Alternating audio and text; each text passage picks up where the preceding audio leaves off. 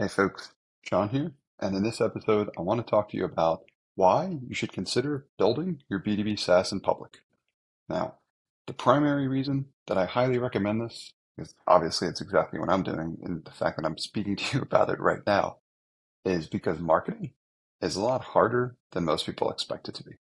Now, for the most part, folks that haven't had a lot of experience in B2B SaaS, they think about things like competition typically all wrong. And they often get bad advice about it, which I did when I was first starting out.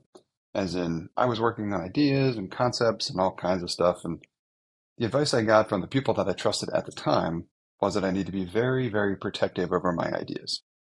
Now, what actually ended up happening was nobody really cares about your ideas. And all of the details and most of the value is typically in the execution. Having said that, the same thing applies when it comes to marketing your B2B SaaS application and trying to get the word out there. That competition is always stiff and it's difficult to get eyeballs and people to consume the information relative to what your B2B SaaS application or product does.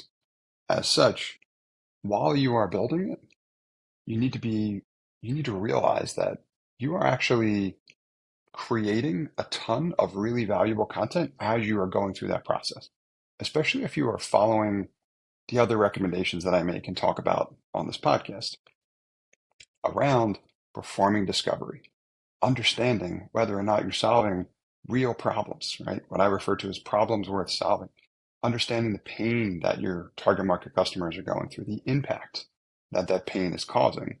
As you are learning these things, if you are sharing them, the people that are experiencing them over time will begin to take note of that. Plus, other elements like SEO performance, as in search engine optimization, you're trying to figure out the right keywords that people are searching for to get more eyeballs and visitors on your landing pages and websites.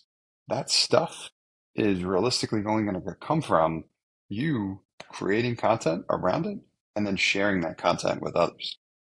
As such, you should be preparing as much of this as you can, and you might as well do it while you're building your B2B SaaS application. So that's what this build in public movement is all about.